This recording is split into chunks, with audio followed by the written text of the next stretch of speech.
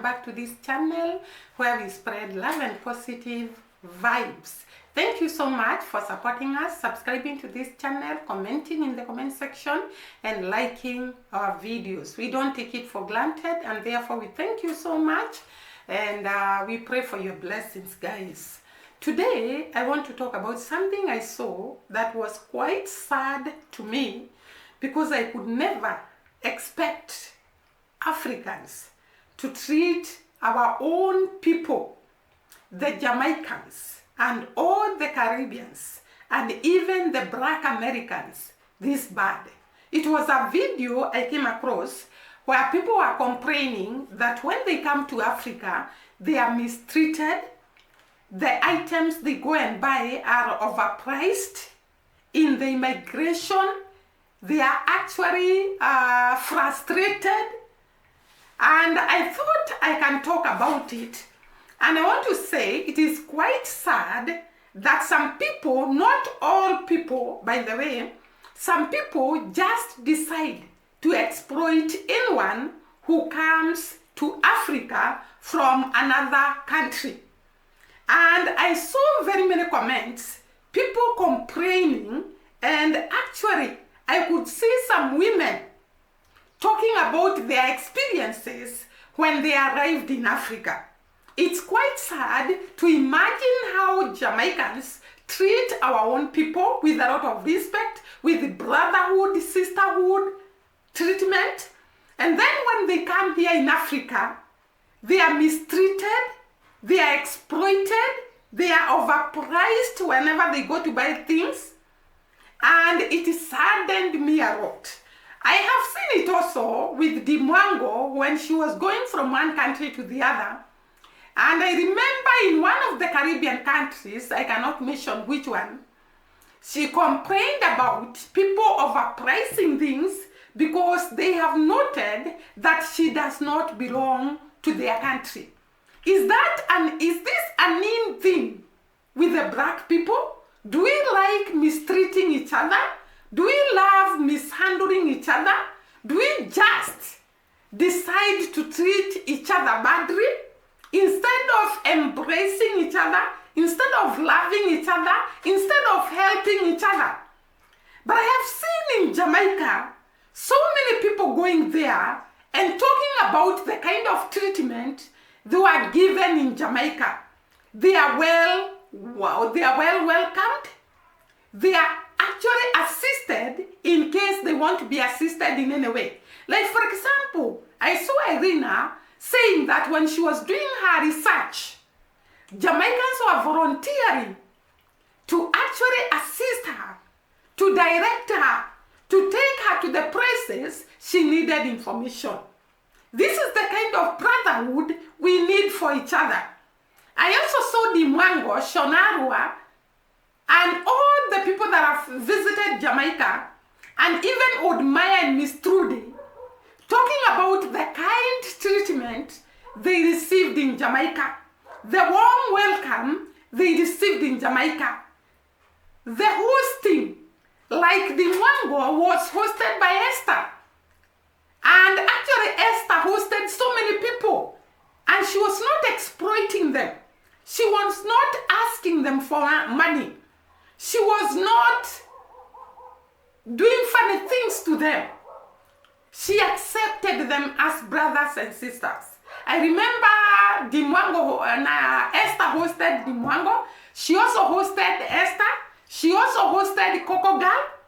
And all of them were treated with a lot of respect. Actually, in one of the videos, Dimwango actually said Esther moved from her bedroom to give way to Dimwango to sleep on her bed. And I remember Coco Girl talking about the same thing. This is the kind of people that we should be.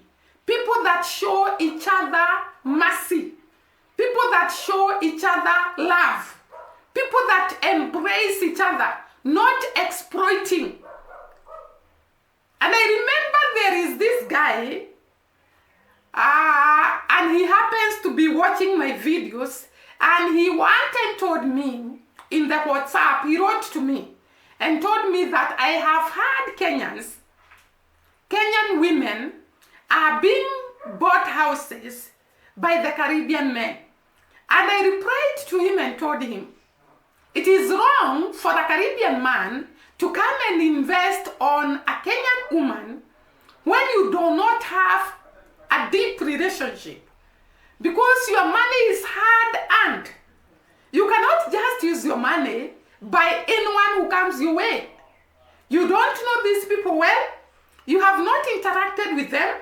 You have not developed a relationship so that you can get to know what kind of a person is this. You should not rush to invest on people before you come to know them. Because in the long run, you'll talk about everyone in Kenya is bad, but it is just that you met with one person who is bad. In every country, there is this percentage of people that believe in exploiting others, that believe in mistreating others. And I want to tell you, because I saw so many comments with the Jamaican people, the Caribbean people, the Black Americans, talking about their experiences in Africa. I want to tell you, you are not the only ones that are mistreated when you come to Africa. I remember there is a time I went to Uganda and I wanted to buy some items, but the prices were being hiked until I had to look for a Ugandan so that she can direct me and be able to tell me the correct prices of the items. I think Black people, we have a problem. I don't know whether I can call it slave mentality. We were captured and we have this kind of mentality that maybe how we were treated, we treat others like that.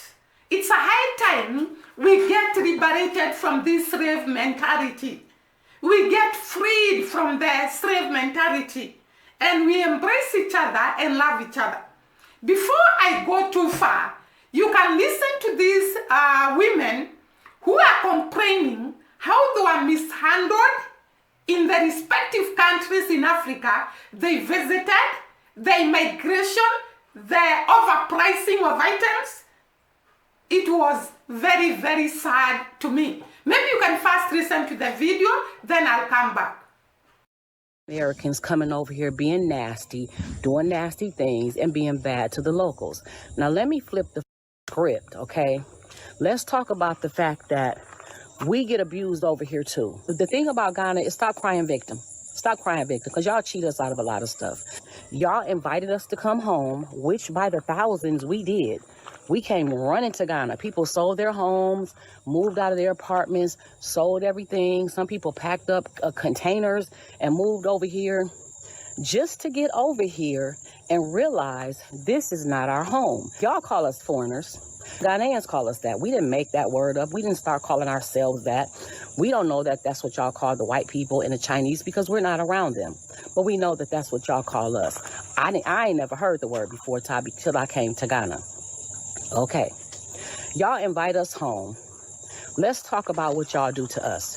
Starting from the fucking before we get to the airport, we gotta have a visa that we pay for to even enter our home. We pay all this money for passports and visas to get here. We get to the airport, and as soon as you see a fucking blue passport, everybody's coming for us. Can you give me something small at the COVID place? You get to immigration. Can you give me something small? You get to baggage. Can you give me something small? A person grabbed a damn cart and put my bag on it and got mad because I gave him $5 because I only had hundreds, because you come over here with hundreds to get the best, cash in rate. How about he looked at that and said, I don't want that. I said, what you mean you don't want it? I said, I want to know, what did you expect me to give you? He said, $10. I said, so you want me to give you over 100 CDs for picking up a bag, putting it in a cart? He don't know this is like my 5th time coming through the airport.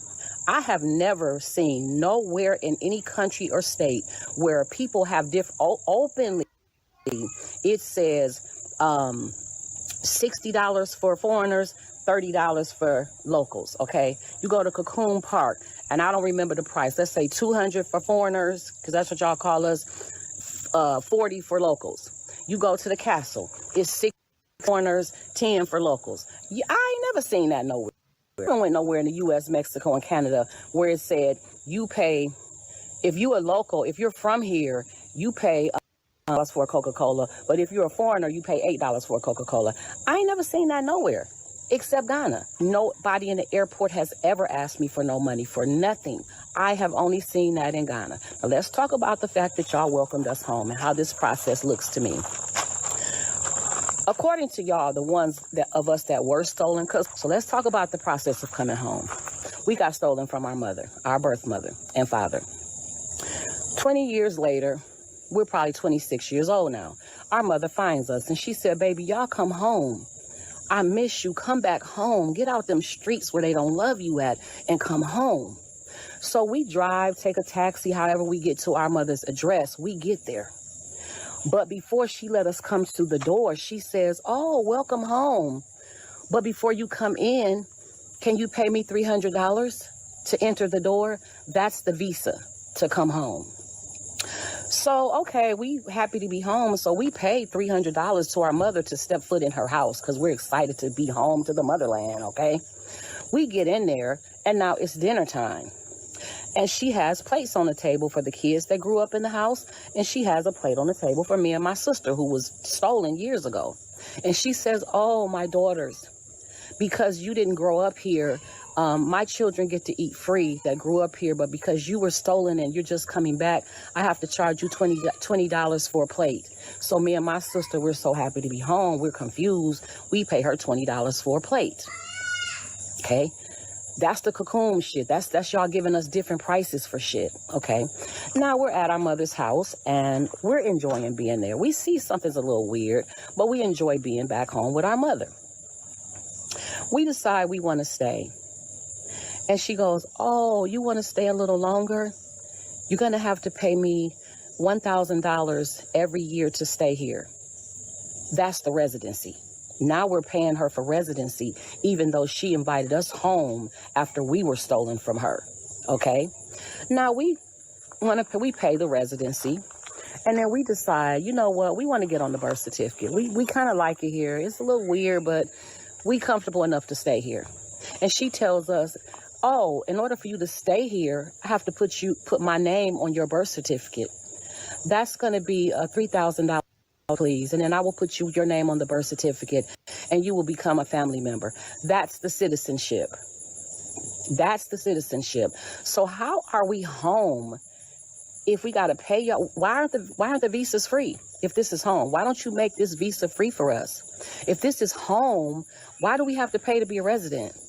If this is home, why isn't our citizenship automatically given to us? African Americans leaving Africa right now, I think when people migrate to the continent or they leave abroad, as we're seeing in record numbers, more than ever before, I'm not sure if it's new or if social media is giving us these viewpoints, but you come to countries where you find the quality of life much better, but the cost of living a lot less than what you're used to, and you overextend. You purchase a house or you get an apartment in the most luxurious part of the country. You're dining out every day, multiple times a day. You've got a driver, you're doing all of these things. And while these things can still be relatively affordable, what I see for the most part is people just doing the most, like getting the most luxurious car, the most luxurious home, the most luxurious furnishings, and essentially they can't afford to not do the work that they were doing in the US to now sustain the life that they've created on the continent. And so, when I first arrived to the continent, I wouldn't say made those mistakes. I have lived, had money, lost money, had money, lost it. So I knew how to live pretty frugally. But I do recommend that when you do migrate, that you enjoy that experience for the short term. And that's like 30 days, celebrate yourself. Have fantastic dinners out, stay at a hotel, stay in a fabulous Airbnb. But if this is something that you want to do long term, you need to get yourself on a budget and be financially responsible so that you don't overextend yourself, so that you don't end up having to go back to a country that you so direly want to get out of. First thing that I didn't like is the immigration process. When I went to Tanzania, I already imprinted it in my brain that you're allowed to, from the research that I've done, that you're allowed to have 3 months there and then get extensions, which is a 30-day extension. It's supposed to be 2 30-day extensions for free. But once I got to the immigration, they had us wait there for 5 hours after telling us they could give us that time period, and we only got 2 weeks. After waiting 5 hours, we got a 2-week extension. So I had to maneuver myself from there, and it was just not pretty for me. I left the immigration office like literally in tears, because I was just like, it's just this, I pick up on vibrations and energy, and it's just like the immigration people just felt like they don't want me here. You know, for whatever reason, whatever judgment they had of me, I don't think they want us as expats there. You know, and that's just the honest truth, you guys. Like, they were laughing at me while I was crying. Like, it was just not funny. Maybe it was just the immigration officers that I dealt with, but it was just like, oh, okay, yeah. So that was like one of the first negative experiences for me there. But yeah, I thought I could, stay there a little bit longer just to feel it out. Now, let me tell you guys, I never, ever, ever had I had no expectations with coming to Africa. Like I told you guys, I had plans to move to Ghana. They changed their rules. I don't like how their president moves. So I decided to come over to go to Tanzania. Yeah, the immigration, like to have to leave every 3 months. I know this before going to Tanzania because it's everywhere. It's listed everywhere. But what I didn't take into was the expense that it would be to travel from country to country. I thought maybe it would be a little bit cheaper, but clearly it wasn't. I just never fit in, and I've been me all my life. This is me, and I'm always changing and growing, but who I am at the core, I can't change. So if I can't vibe with the culture and I feel judged by the culture half the time, it's just not going to work long term for me. So that's one of the bigger reasons why I left too. Most of the expats were couples or males. So I met a guy, he was there from Europe. He had a business in Europe, but he lived in Atlanta. He's from Atlanta. I was like, oh, hey, what's up? Come to find out, like, he was like bragging about how, he can get certain favors from a girl in the community for little to nothing. And I don't mean sexual favors, but he was just bragging.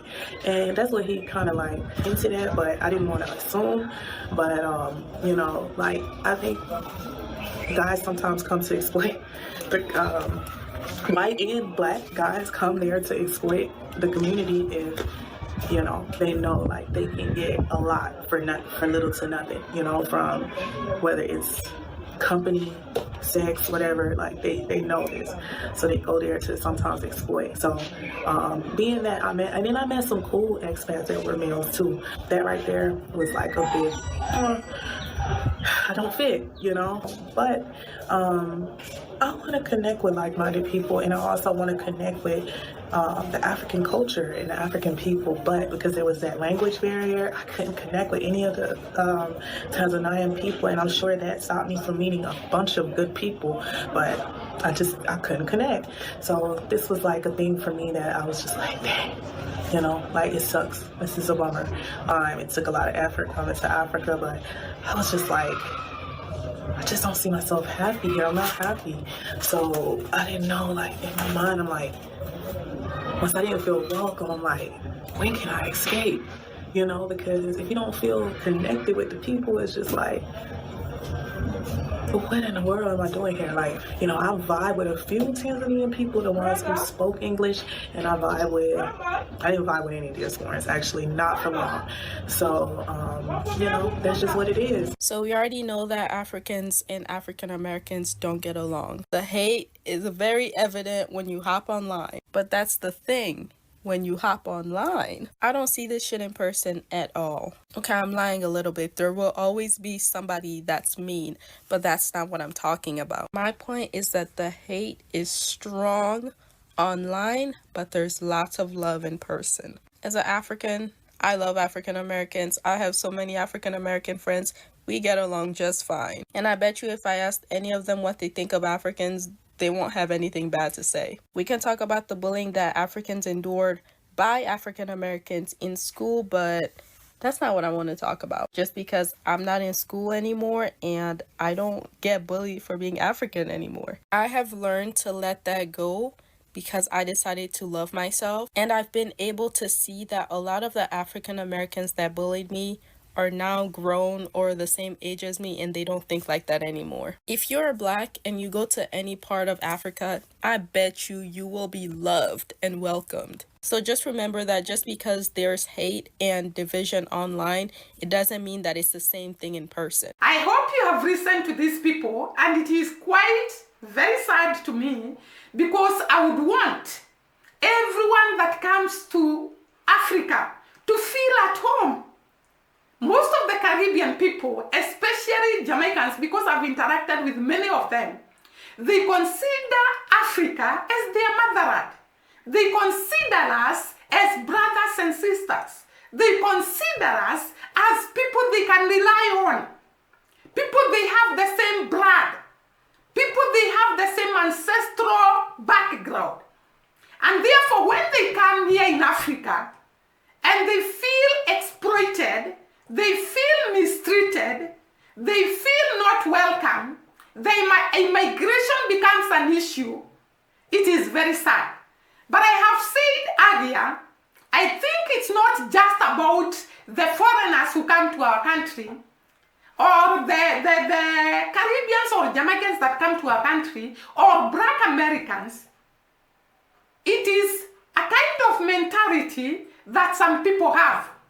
Because I remember I've heard Old Maya complaining about Africa when he's going from one African country to the other, the way he's mishandled in the immigration, the way he's told to give. We call it here in Kenya kitu kidogo, a small thing, money, bribe, so that you can be able to be clear. We have to deliver ourselves from this mentality that we have to give something small so that we can do somebody a favor. That we have to actually be bribed to be good to people, to be hospitable to people. It is a characteristic we have to develop as Africans. We should not hear other people complaining of how we have mistreated them, how we have mishandled them, and when we go to their country, we expect to be treated well. We expect to be handled well. We expect to be welcomed well. It's not right. Be good to the other person. Be loving to the other person. And when you go to other countries, you'll be treated nicely. Because positive is paid back with positive. Goodness is paid back with goodness. It doesn't cost us anything to welcome people, to give them love, to show them that we can be straightforward, to show them that we don't have to be bribed to do favors for them. This is the kind of mentality I would love to see in Africa. Guys, let me read some of the comments from people that have come to Africa and they had it rough. They were mistreated. They were mishandled. They actually felt that this is not the right way to be treated, and yet we are Africans. We are supposed to be treated like brothers and sisters. This is Cool Carl, a person calling himself Cool Carl, and he says, I'm Black American and my wife is Ethiopian. So this is a Black American married to a woman from Ethiopia. And he says, I have visited Ethiopia several times. And the one thing that bothers me, and the one thing that bothers me the most is how they will raise prices on me as soon as they hear my voice. As a result, I have my wife handle our business when we are out in the city. When they raise prices on me, it's a direct reminder that I'm not their brother, but instead a black dollar sign visiting their country. So bad. I wish more of our people would realize that before running to Africa to live, they are not our people. This is an American complaining, but they do welcome your money. Very, very bad. Treat them the same way you treat people here in the States that are trying to get in your pockets. Oh my God. And I want to tell Cool Carl, if you can listen to me, it's not all Africans that are like this. And this guy has really been treated badly in Africa, and he feels that Africans don't treat them like brothers. They want to exploit them. They want to take advantage of them, and it pains him.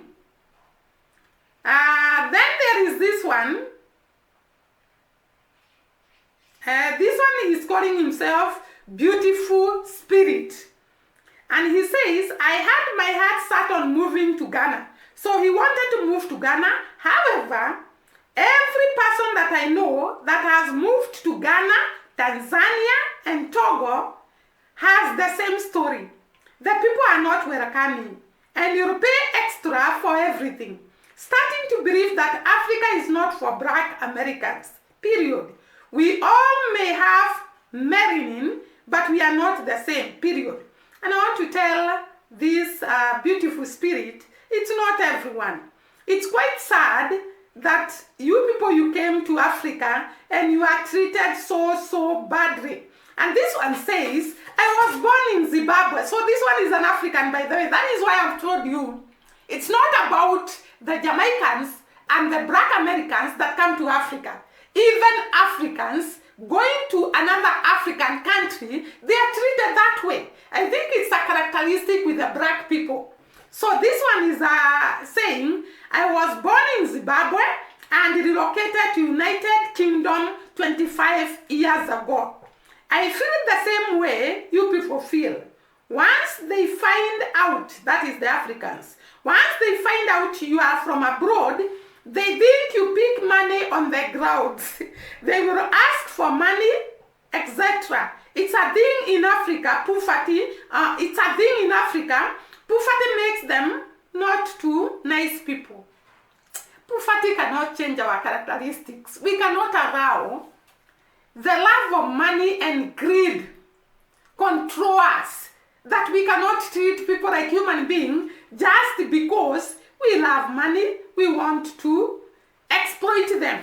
This one says she's called Beatrice. That's because you guys never do your research. Okay, you should go to Freetown, Sierra Leone, or Monrovia, Liberia. These two countries have historical African descendant communities, the Sierra Leone Creoles and the American rebellions. What direct connection do AAs have with Ghana? So this one is saying somehow in Sierra Leone, they were treated nicely. And this one is saying, but not as bad as like it is in Africa, scammed, so it's bad is in Africa. Huh? And we have another one saying,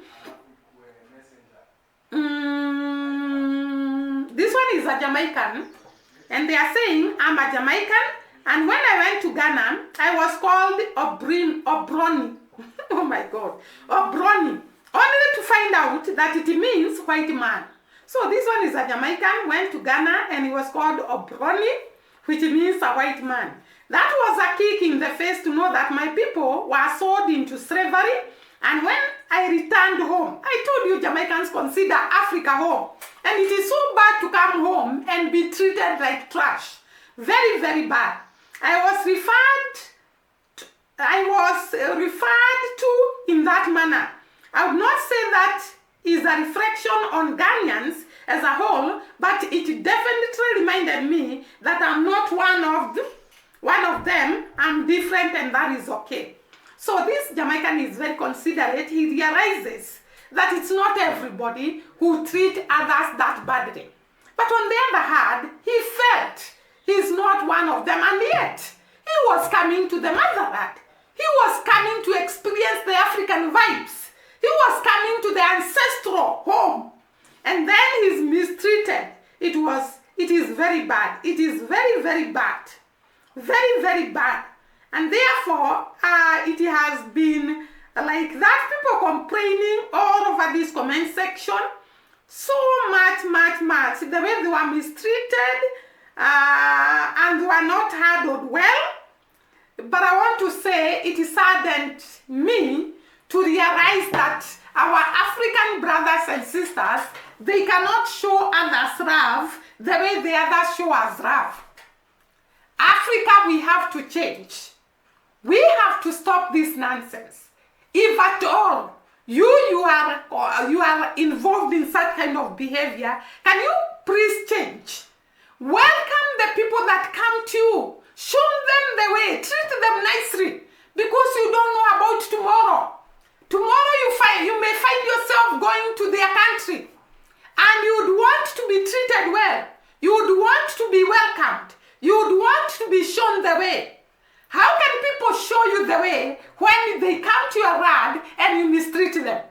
So guys, this was a very, very sad video for me, because I could not believe it that the Africans can mistreat other people. Some, let me talk about some, can mistreat other people that come to our land, and yet these people, when we go to their land, they treat us nicely.